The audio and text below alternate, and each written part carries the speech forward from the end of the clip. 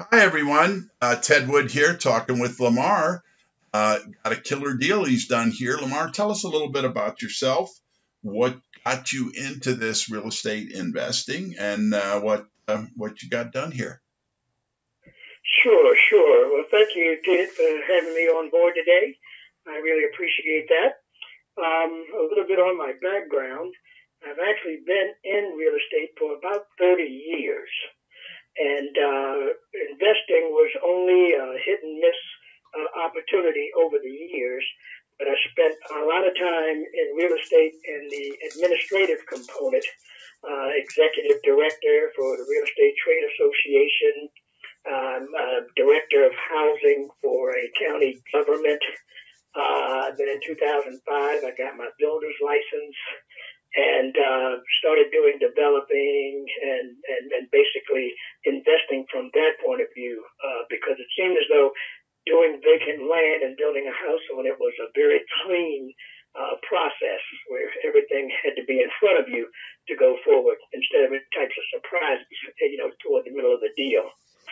But Right. I retired about 8 months ago, and I found the Doug Clark Response Program after attending that, and decided to get involved because I liked the system. They actually had a electronic management system that would allow you to find property, do the comps. It just made it easy from your fingertips. I call it at the kitchen table type of being able to do your investigative work, your due diligence.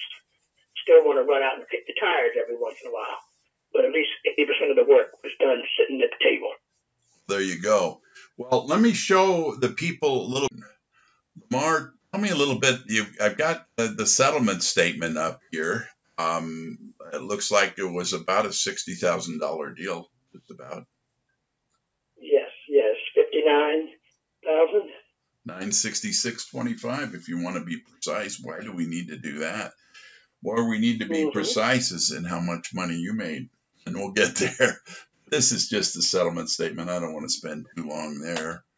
Um, Sure. and All right, so next is the assignment. So you assigned this contract. Tell me a little bit about that, who you signed to and what you were up to there. Yes, in general, we happen to be in a fairly hot market where there are a lot of investors, cash buyers, and we also have a heavy student population. They like to say that our town, the city of Tallahassee, is a university town. And everybody's familiar with FSU, Florida State University. We have Florida Agriculture and Mechanical University, FAMU. We have some large technical colleges, and then of course we have state government and the county government and the city government. So we have a large student population. So you have two populations where you have the homeowners, which are the workers, but the students, they have their semester type quarters that they like from the fall, the summer, and the spring. And so if you have a rental property, 99% of the time it's going to be rented. You have a waiting list, if you're a good landlord. And Exactly. so, yes. So when I was going to buy the property, I put a contract on the property to buy it myself, do the fix up, and rent it out to students throughout the year. Because again, every house on this block, and there were probably about 40 houses that had all been converted to student housing, where the students were used to sharing the bathroom, and there's a three rooms each. You'd have three different students in there all paying rent independently. So every once in a while, you'd have an investor that would be buying your contract out there while you have it, you'd have it under contract, and you'd be asked, can you sell me that property? What are you going to do with it? What's your exit strategy? Sure. And I happened to got a call from a professor who was, from the same university. And he mentioned, Lamar, I'm having trouble finding properties. I've been so busy with school and grading and testing. I really like what I did was once I did my contract, I put together my little sales brochure and everything, the picture, the comps, any after repair value, the list of repairs we planned on doing. And so I got a call from someone that wanted to take it off my hands after I acquisitioned it. He said, well, once you own it, Lamar, I'd be interested in buying it from you. And so we talked about it, and I said, well, there's no need to wait. We can always do an assignment. And we settled on that. And then it was just a matter of declaring the assignment fee.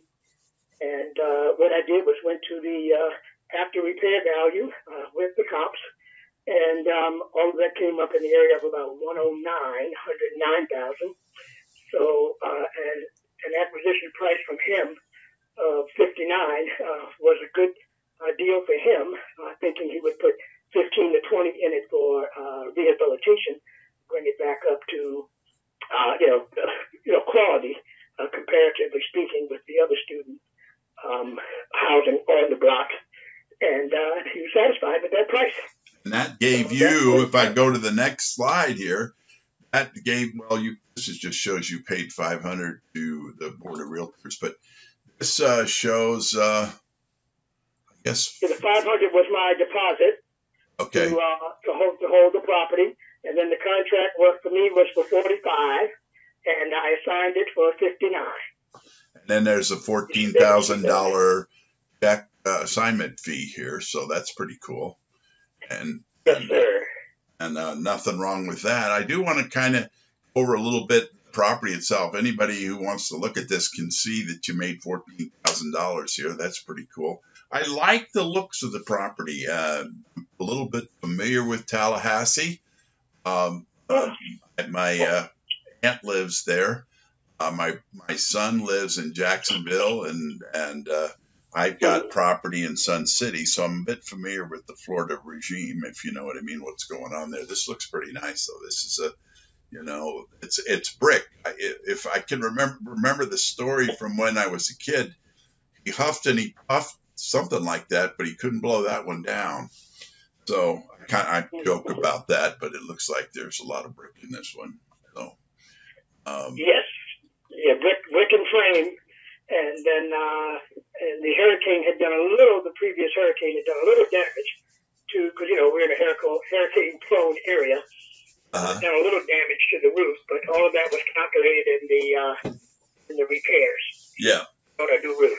And I'm seeing the kitchen. It's pretty much there. I mean, it's nothing right. It's not, the Taj Mahal, but, for if they're going to rent to students or something like this is ideal. It's got a electric stove, less likely to hurt yourself on that, a microwave over it, and a refrigerator nearby. And the cabinets look clean. So that part all looks like it's going to work. And then there's a fireplace in there. That's nothing wrong with that idea. And yes, that was a nice feature. So they would be able to, have a nice relaxing atmosphere, chilling, doing their homework. It was a cut above the normal student dwelling. Absolutely.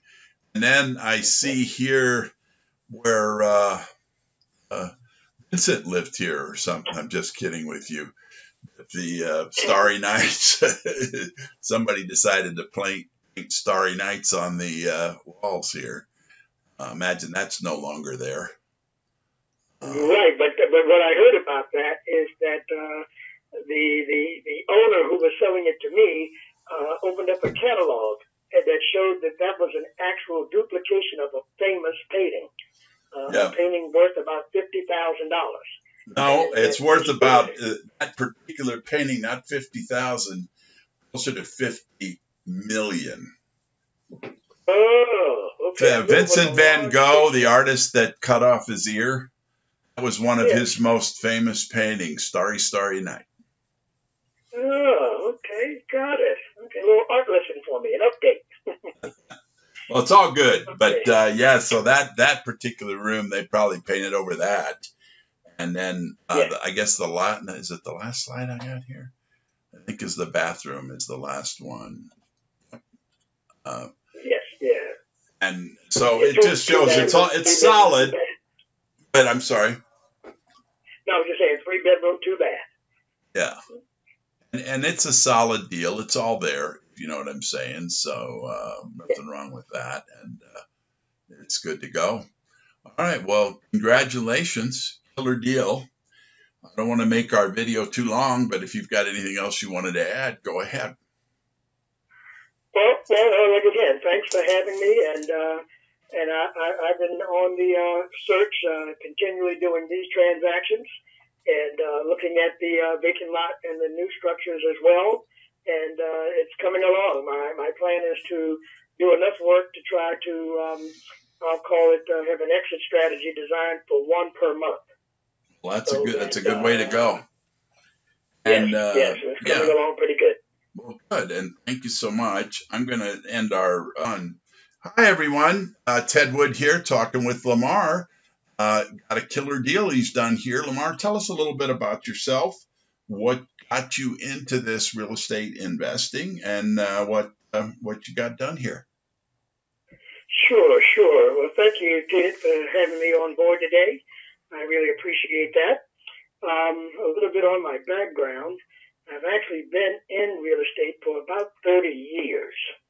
And investing was only a hit and miss opportunity over the years.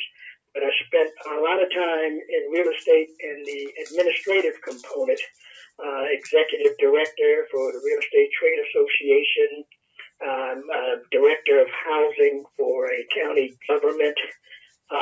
Then in 2005, I got my builder's license and started doing developing and basically investing from that point of view, because it seemed as though doing vacant land and building a house on it was a very clean process where everything had to be in front of you to go forward instead of types of surprises, toward the middle of the deal. Right. But I retired about 8 months ago, and I found the Doug Clark Response Program after attending that, and decided to get involved because I liked the system. They actually had an electronic management system that would allow you to find property, do the comps. It just made it easy from your fingertips. I call it at the kitchen table type of being able to do your investigative work, your due diligence. Still want to run out and kick the tires every once in a while, but at least 80% of the work was done sitting at the table. There you go. Well, let me show the people a little